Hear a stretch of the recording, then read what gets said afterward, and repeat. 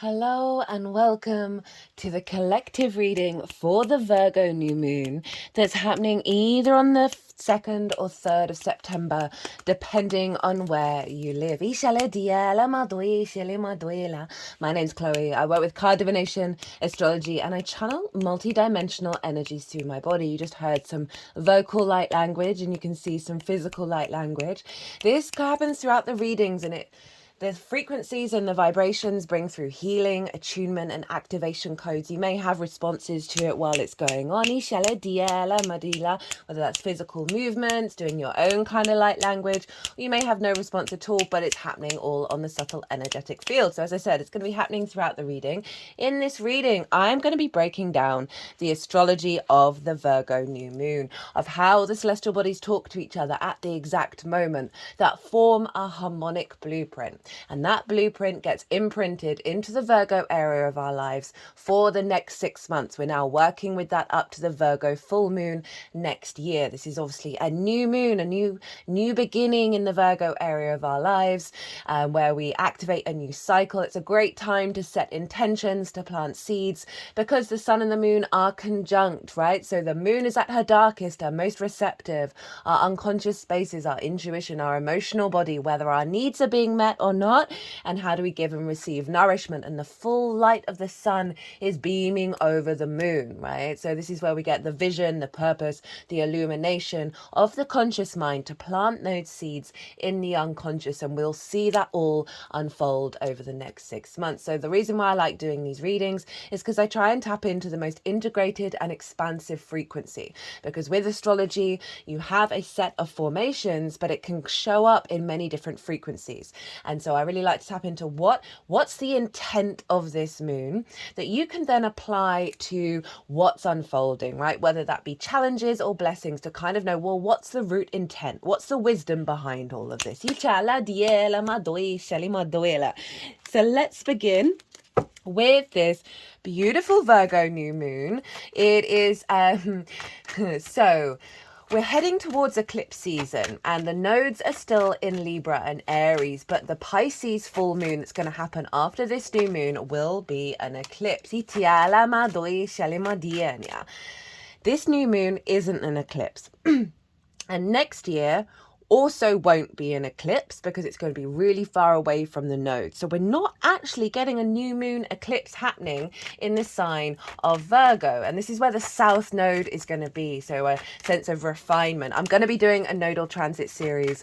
The nodes don't shift until January, so that's not going to come out for a little while. But just wanted to let you know like the bigger picture of what's going on with the Virgo energy. This is but it isn't, we aren't going to have an eclipse, so we're not going to have the sort of the big shifts, the big changes in that regard. But this new moon is opposite Saturn, and this is the final opposition with Saturn that we're going to have with a new moon, with any moon in the sign of Virgo. For another 30 years, right? So we're not going to have another new moon with this opposition. So the Three of Wands came out first, and this is very much embarking on a new journey with an element of confidence. This figure knows that they are doing their best in every given moment. They're not planning, they're not worrying, they're not freaking out about how the new journey, the new adventure is going to unfold. They're very confident within themselves that they are just going to show up in every moment and do their best. And I love that that's the first card out for the Virgo energy, because obviously Virgo is all about the analytical mind. It's about all the plans of observing everything, like preempting everything in order to sort of facilitate the future, right? And so I really love that that's showing up of, you know, a lot of the work with the Virgo energy over the last couple of years has been to try and move away from criticism and judgment that acts as poison, right? So that can be internally the judgment of self, like not being perfect, or the judgment of the external world, because Virgo energy is often able to see where there are problems, and so can often fixate on the problems rather than the joy of figuring things out. And so it can sour the Virgo energy, right? It can heighten too much of a lack of self-worth, or a lack of judgment, or too much judgment that produces a sort of internal conflict. Because when we judge, when we criticize, we are in a state of conflict because we aren't happy happy with the situation, like rather than accepting the I am of it all. And this happens to be the Sun in Aries card. So I really love that we've got this as the first energy showing up with this new moon that is essentially summing up what we've been working on for a while, of moving into the joy of creativity, of figuring things out rather than focusing more on the problem of the situation.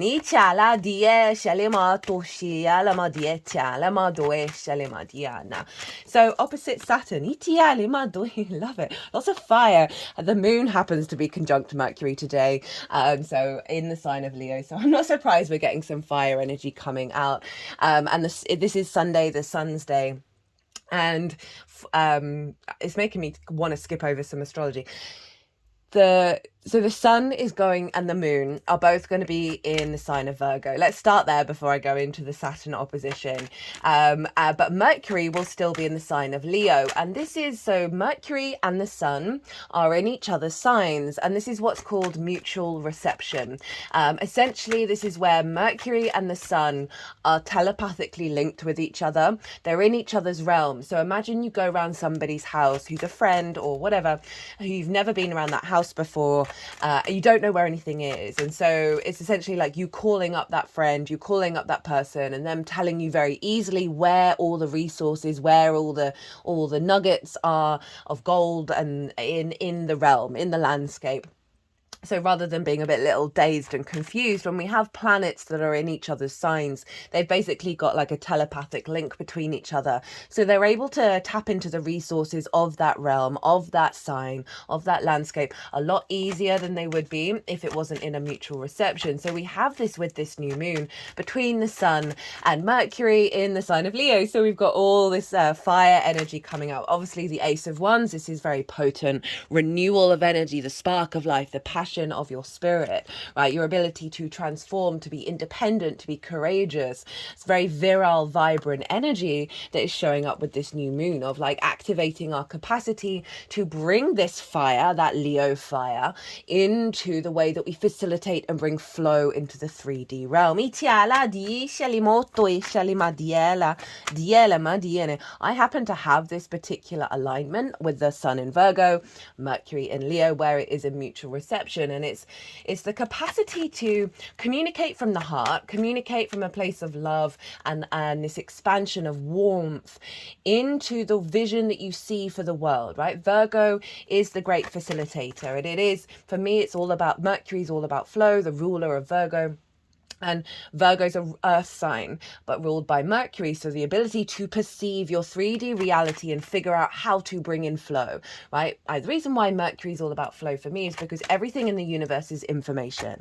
And it's simply, we observe the cause and effect of that information transfer. It's not just about talking, it's absolutely everything.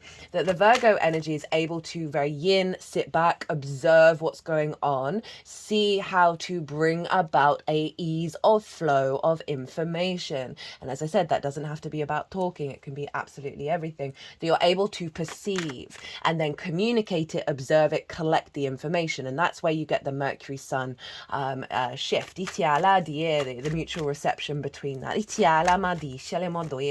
So this new moon is going to really be facilitating our capacity to observe, what brings warmth, what brings love, connection, the sense of the heart space of Leo into the way that we facilitate and create in the 3D world. It's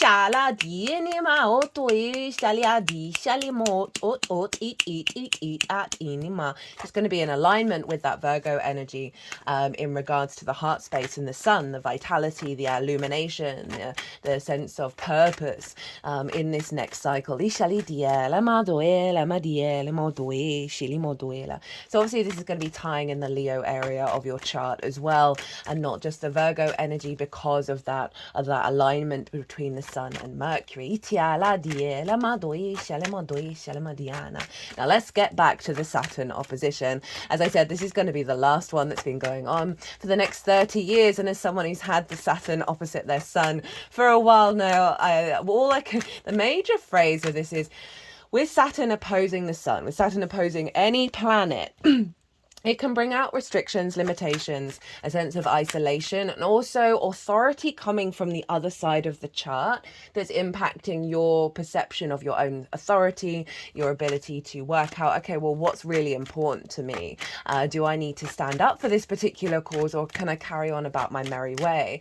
The one thing with a Saturn opposition is, because of those limitations and restrictions, it's very much about holding the line, right? Of, are you going to let that shake you? Because Saturn will come along and bring in tests of your commitment, your legacy, your awareness of cause and effect and the consequences thereof, and then how do you respond in that way. So Saturn can often bring tests in to sort of test you about whether you are aware of your own actions, whether you're aware of your own consequences, and how you mitigate your own integrity around that. You know, Saturn is all about commitment, it is about your legacy, and it's about responsibility and being very mature and having a sort of a higher perspective of, you know, that awareness of karma. And being over in Pisces regularly, you know, I've been talking about this for a while, is the ability to make the magic and the sort of non-rational, very synchronistic, very curveball energy of Pisces real, right? And so Saturn is being shaking things up in order to establish a firm foundation of that before the nodes move into the sign of Pisces. And so we've had a real strong sense of maturity and understanding around the magical reality. Now, obviously, the Virgo side of it is very practical in its nature, and the phrase I always have for Pisces and Virgo axis is practical magic, right? How do we bring that very sort of bigger picture, everything's connected energy of Pisces into the practical world of the 3D dimension?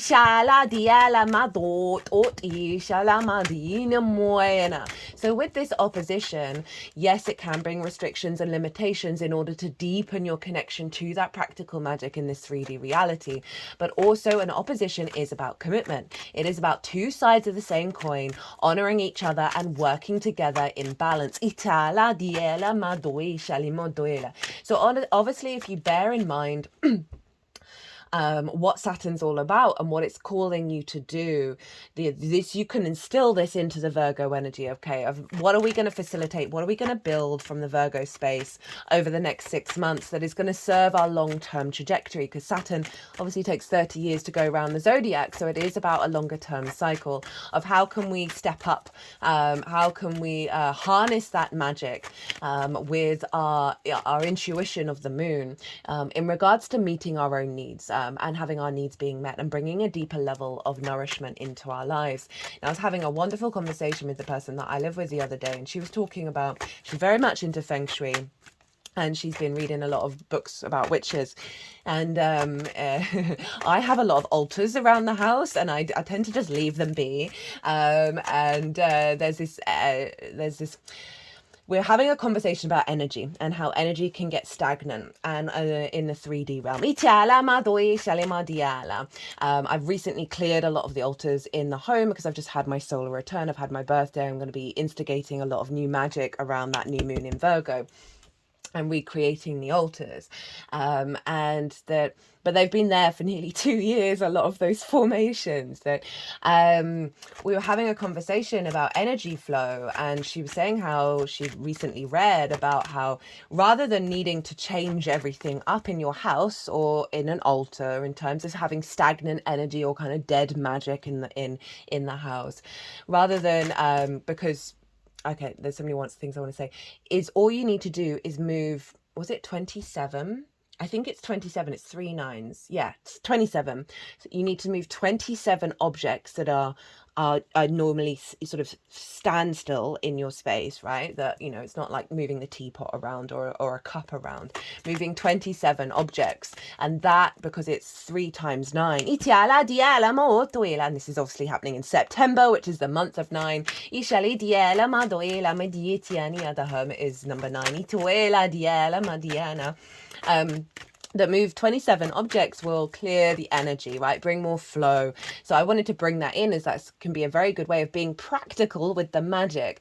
But the reason why I was bringing that up is because I have this idea behind all that. Like, I understand all of that. Like, I also, I'm told so often, oh, protect your energy. And there's part of me that's like, well, there's something beyond all of that entanglement. There's something beyond, which is the universal all that is, right? That that energy is always in flow. There is a level of unconditional love where there's always an immediate protection that I don't really work with sort of, I don't want to say negative energies, but kind of like curses and all of that kind of energy. It just doesn't really come up on my radar. I know quite a lot of people that go on little adventures around the UK, around that they'll find sort of more dark magic, well, like whatever. It's just a different form of doing things that they have to go and clear out in sacred spites, because certain energies are sort of trying to harness that energy.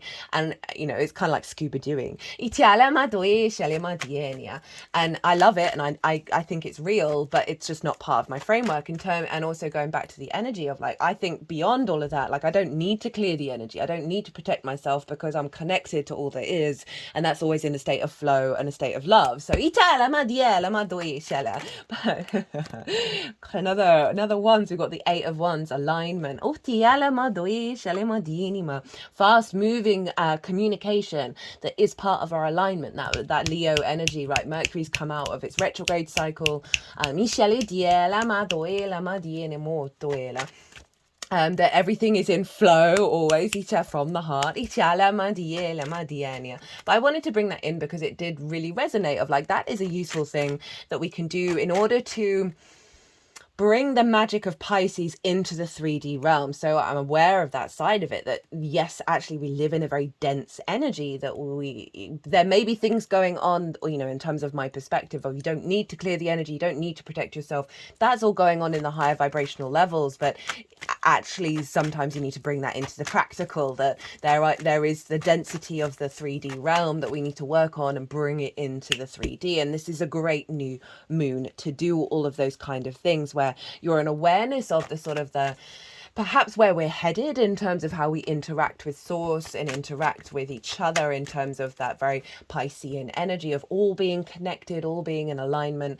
We're not needing boundaries, not needing that kind of energy around structure, right, of the 3D, but right now we're in a density, and that's just being really practical and very mature about it, of like, okay, maybe we're still at that stage where we need to bring that in.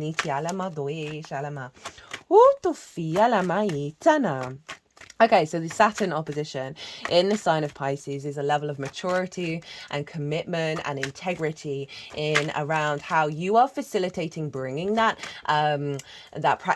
magic of Pisces, the very fluky, non-rational, miracle side of things, which has a rationale, we're just not consciously aware of it. The very undulating water energy of Pisces, that is sort of like poetry, the sort of the haikus of the sages, an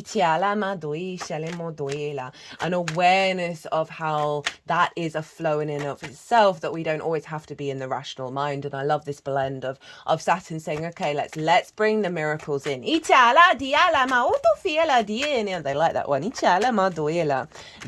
sun and the moon are conjunct Vesta, an asteroid who I absolutely love, and this is all about devotion and dedication. Right, there's the inner flame within us that it's the inner soul contract, the purity of that soul contract. That conjunct this moon is saying there's an honoring of that inner soul contract around our capacity to facilitate in the 3D realm, around our helping us move beyond the judgment, beyond the self-criticism, and really allow a healthier dynamic around flow, and also surrender to the miracles, right, rather than needing all the plans. Right, as I said, this figure knows that they do their best. They are confident within that, and they're not having to worry about how things unfold. And that's the Saturn Piscean energy of, right, really letting go of needing to have all the ideas, right? Saturn being in Pisces is very much about dissolving boundaries around the limitations of how we work with magic. We've got as I'm talking about that, we've got the Six of Swords with Temperance and the Queen of Swords. So the Six of Swords is about moving away from troubled waters into calmer waters where we can thrive. And it's perspective, it's the constructs that we work with that are important for us that we're taking into the new landscape. And so this is, again, the idea of how we perceive reality, how we perceive how source can show up, that any blockages of the Virgo energy of like, well, that doesn't make sense, that's not rational, we are moving beyond that.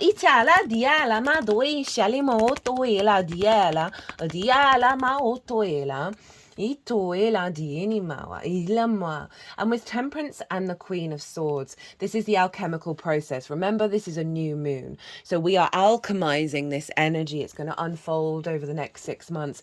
And this is, you see the water is going up right into the cup. It's about doing things differently. It's also about magic. So there's something about the refinement of our angelic frequency, our more integrated, expansive, higher frequency, like higher perspective into the 3D world. We're bringing that in. But it's coming from a very watery, magical space. And with that Queen of Swords, this is a sense of a cultivation of this new alignment, right? You see the bird above her crown chakra. This is an awareness of the old, heavier dynamic with all the clouds, but we are in this lighter field, this higher field where we are going to be cultivating and refining this perspective.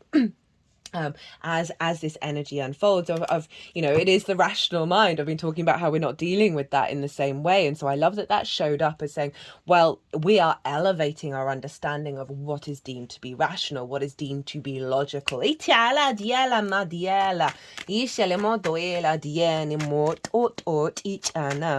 that Vesta energy of tending to that flame, to that perspective. Even though Virgo's an earth sign, it can often be deemed as an air sign because of its link to Mercury,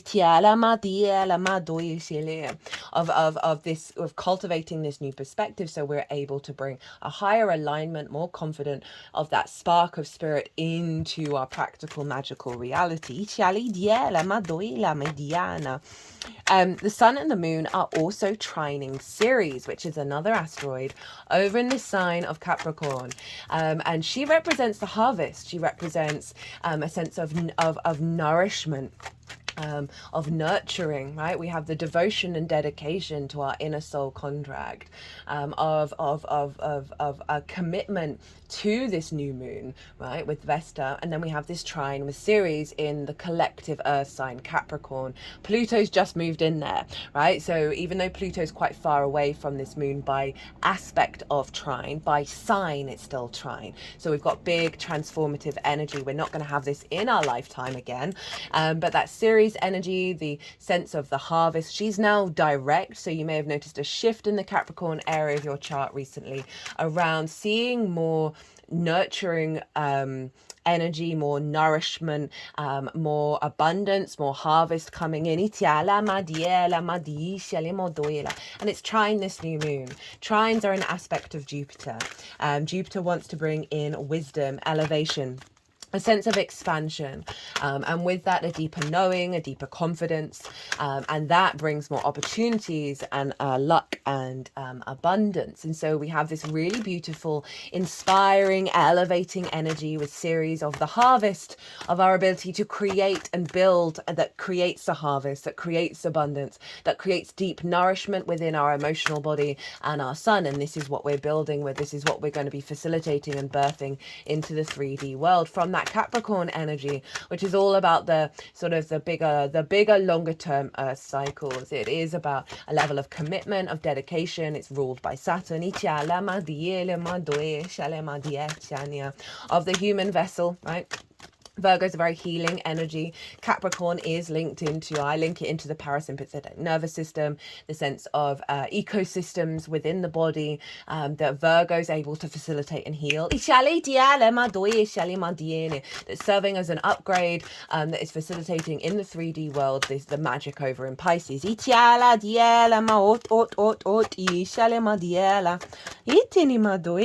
at all of this fire. I love it. The Emperor. So So a sense of sovereignty within ourselves, the wisdom of our internal frequency, our experiences, our autonomy, that is allowing for a higher level of control and dedication and a commitment to honoring our own divinity, right? Our power to control our inner frequency that is going to have a repercussion around that Virgo Piscean energy of instigating the spark of spirit into our instincts around being able to facilitate the building process of this moon. Very yang energy on deck. It's all yang. It's air, fire, and Sagittarius and Aries, right? So this is quite blowing my mind. Because this is a yin moon, right? Earth and water are yin. It is the capacity to sit back, observe, and bring deeper nuance and depth to a situation. It is the slow unfolding, not the rushing around taking direct action. But this moon is bringing about a level of, we've got the Six of Pentacles with the King of Pentacles and the Ace of Cups here at the bottom of the deck, bringing in a layer of our ability to have the motivation and the drive, right? The power of our instincts and the clarity of our thought to create and build from a very grounded emotional body. Itiala, we've got the Six of Pentacles with the King of Pentacles and the Ace of Cups. So this is it's interesting that this is shown up because this was showing up quite a lot with a lot of Saturn transits, the Saturn and Pisces transits, because it's about rebalancing in the 3D world beyond scarcity, beyond a fear mindset, right? Things coming into balance, and offering that's happening, that's manifesting in the 3D, or certainly our perception of how we build in the 3D. With the King of Pentacles, big earth creation energy, right? Very abundant energy, very appropriate with the trine, with series of the King of Pentacles is creating from a place of abundance. It perceives its 3D realm from abundance. We have all those grapes. It's a very sort of opulent energy. It holds the golden scepter, and the only other card that has that in the tarot is the Empress, right? So this sense of fertility, creativity, rebirthing. And we have the Ace of Cups. This is a renewal from a place of peace. Our emotional body being in a state of overflow, and again, a state of abundance, right? Give from your source and not from your cup. And the Dove of Peace, of an alignment here, that is going to see a lot of instinctive actions. Now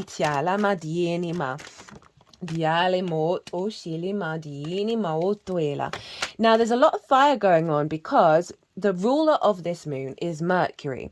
So those are the major aspects that I've talked about with the moon exactly. We've got the conjunction with Vesta, the trine with Ceres, and the opposition with Saturn.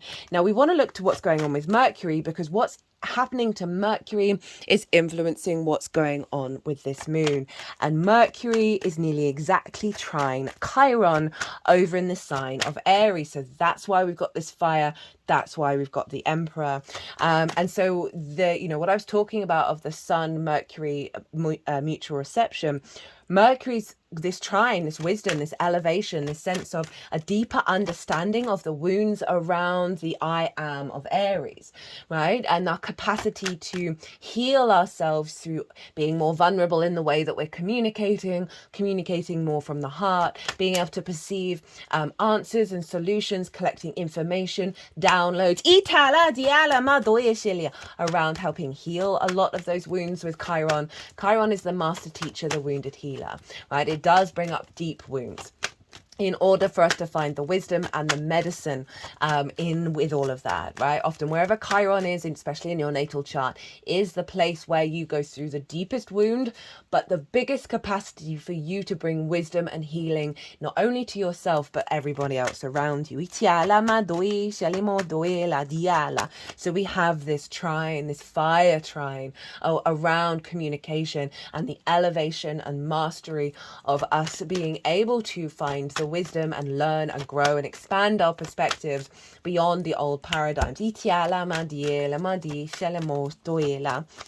Mercury is also square Uranus and square Pallas Athena over in the sign of Scorpio and Taurus respectively, right? So Uranus is retrograde, Pluto's retrograde, Neptune's retrograde, Saturn's retrograde.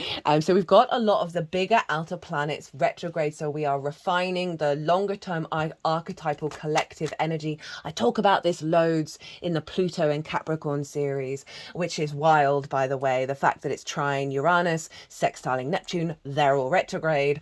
Big energy. Go check out that series, because that's huge. That is absolutely wild. That alignment is phenomenal. And we, this is going to be creating a deeper foundation in the earth and water energy around our perception of reality and the power that we have to create within it from our unique soul's path. Now, Uranus is square Mercury. And so this is, Uranus is the very maverick energy. It is the liberator of your soul. It's very independent. It's squaring a Mercury. So our capacity to, this can bring up conflict, drama and frustration, butting heads around the Leo's desire to speak from the heart and Uranus's idea to go your own way, right? So it can cause conflict in social dynamics if there's something in your body that's telling you want to be free and you just happen to be butting heads with this deeper intention to also connect socially. But squares are ruled by Mars, and Mars is not just the god of warriors, the builder, right? So this is how we manifest and bring things into the 3D realm. And so this is sudden changes, sudden conversations that are going to help liberate any blockages in the body, Taurus, your physical senses, that stop you from feeling good and creating in the 3D world. Hello, Saturn, right? Know thyself, and the world will open up to you. A level of maturity as we peel back the layers of understanding of who we are. We release a lot of boundaries because we're no longer bothered by the external world. It's not influencing us. So we then create more space to co-create with Source. So this is coming up with this square with Mercury and Uranus, sudden shifts and changes around how you perceive and collect information, how your heart resonates with your physical body, right? In terms of the creativity and the abundance of feeling good in the 3D world of the Venusian ruled Taurian sign, of being able to create perspectives and the ways that you communicate that is going to be liberating wounds in the body and activating a higher level of your capacity to perceive your 3D reality and create the life that you want in this incarnation. And there Uranus is opposite Pallas Athena and squaring Mercury. Pallas Athena is another asteroid over in the sign of Scorpio. She represents long-term strategy, embodied wisdom, right? Planning, rather than the heat of the moment of acting on impulse. And so she is in Scorpio of truths. A lot of truths are coming to the surface at the moment, right? Because of Pallas Athena in Scorpio. And they're forming a T-square. So we have Pallas Athena opposite Uranus, forming a T-square with Mercury, and the release point is Mercury. So all of this is funneling back into the mercurial energy and obviously influencing what's going on with this moon, of the heightened capacity of our fixed emotional body to reorientate itself in alignment with our soul's path, that is no longer stuck in paranoia, but stuck in the ability to transform and see the truth and perceive it and create plans in terms of those root truths. Opposite Uranus again, helping re-navigate and reconform, rejig how we interpret our physical senses in terms of our intuition, all feeding into Mercury around the heart space, around that Leo energy, that warmth, that playfulness, that creativity of Mercury, that is allowing us to access a higher frequency of our heart. With that Ace of Cups.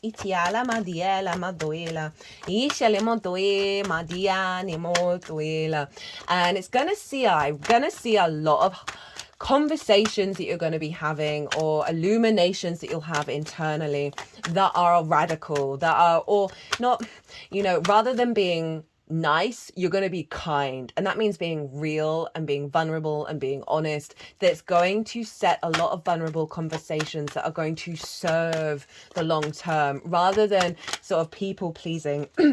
The immediate moment. This is about, okay, well, actually, no, maybe I need to say that. I need to express that in order for me to be more settled in my body, more independent in the ways that I'm taking action, right? And that is actually going to serve everyone around you rather than basically overly facilitating that doesn't actually serve everybody. This is Venus in Virgo, this card. This card is incredibly independent.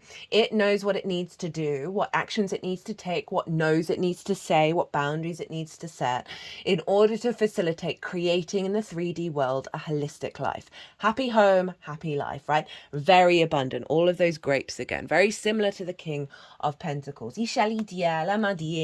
So this new moon is really bringing in a heightened level of our capacity to work with Saturn and bring that magic, bring that commitment into our 3D world where we are able to bring about a more holistic lifestyle that is serving the individual as well as the collective.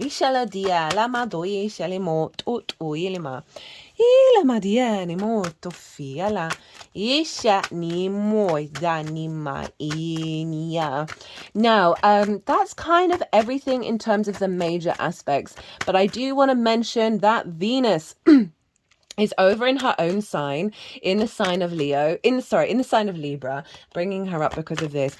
And there is a massive stellium going on in the sign of Libra. She is conjunct the South Node, conjunct Juno, conjunct Black Moon Lilith.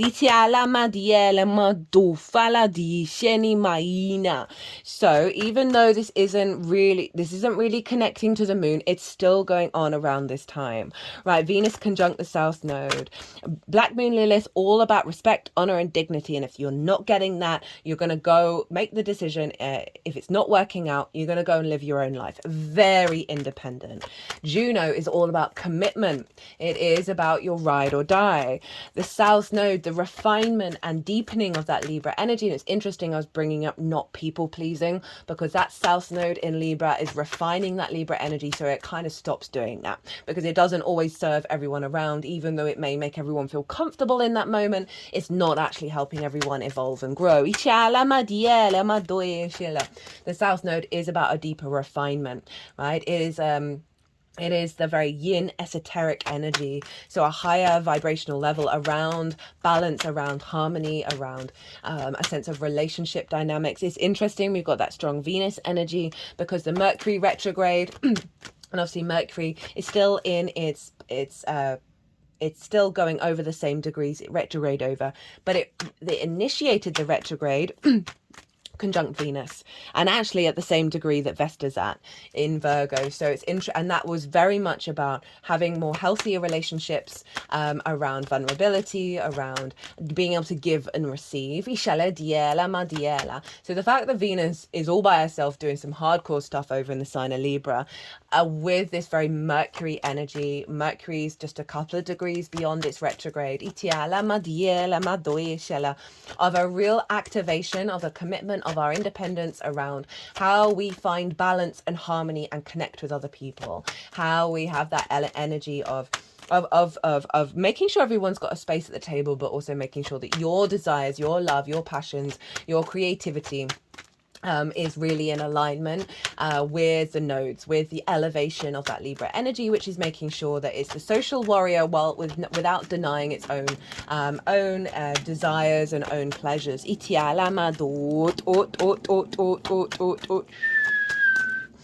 And all of that energy happens to be squaring Ceres over in Capricorn. So it's about building a higher level of capacity of bringing in abundance and nourishment around our sense of desire, around our sense of commitment to our own individual expression of the Venusian Libran energy. You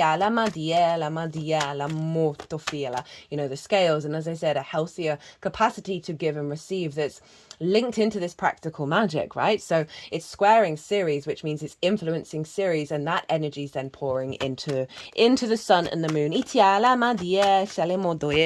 How are we doing for time?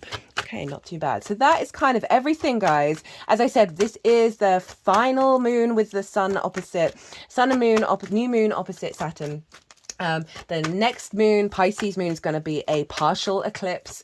We are not the full moon in Virgo next year is going to be conjunct Saturn and Neptune and the North Node and the South Node. So that's going to be really, really powerful, that we are preparing the way for that completion of that energy of like the similar frequency. So this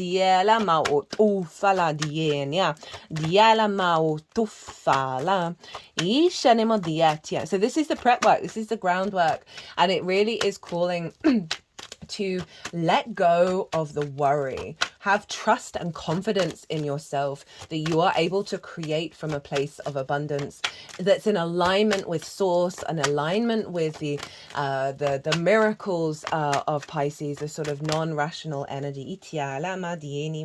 We've got the Five of Pentacles in reverse, right? We have that Six of Pentacles that's gone to the beginning of the spread.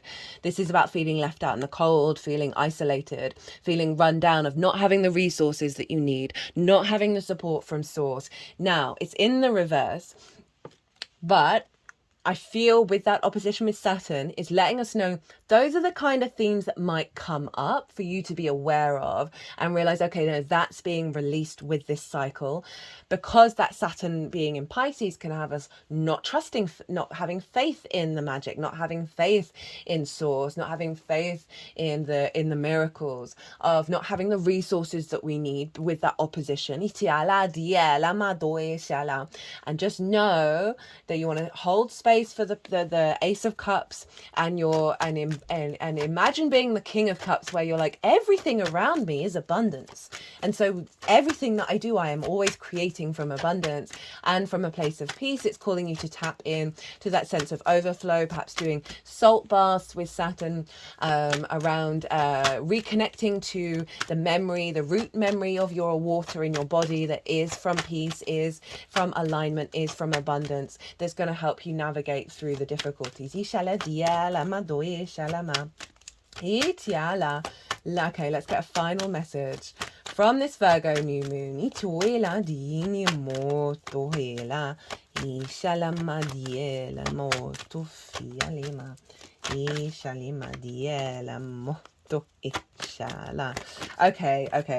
what was that?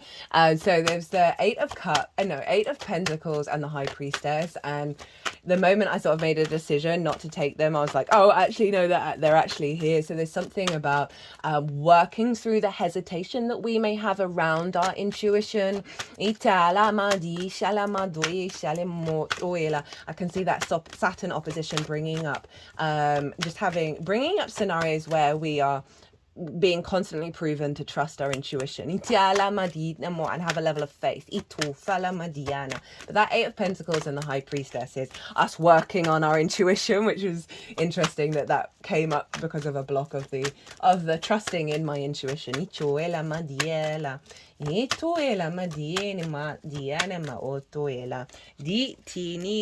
of the Magician and Pluto.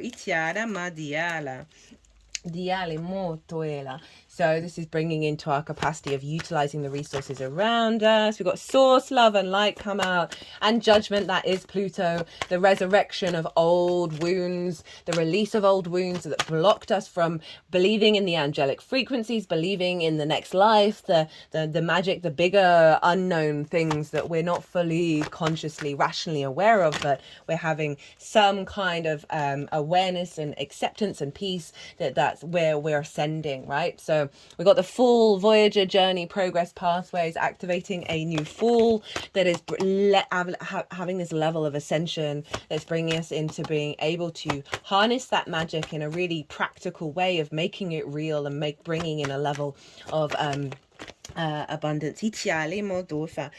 Final card, activate, awakening, and enlightenment. Itoela diela madoi shelimo tofiala. Diela madi shena. I'm going to leave it at that, guys. I'm going to try and keep this one super short. There's going to be a quick all 12 sign series, as well as potentially a pick a card reading. Ichala Madina for this new moon. I do appreciate the delay in getting this out. It was my birthday, and so I've just been having a bit too much fun. So anyway, I hope you resonated with this and just being an awareness of, okay, no, this is bringing you into a level of instinctive alignment, a confidence, right, of trusting in your response to your environment that is bringing about a level of flow and a level of abundance in that comes from your capacity to be more mature in your understanding of, you may not know all the answers, you may not have all the details, but having a deeper commitment within yourself that you have the capacity to build in this new timeline. It's going to be an oracle reading as well. Okay, I'm going to leave it at that. If you like this video, if it resonated, please hit that like button. It brings me a lot of joy, as well as obviously helps the algorithm. Be good to yourselves, be good to those around you. Safe travels and be well until we meet again.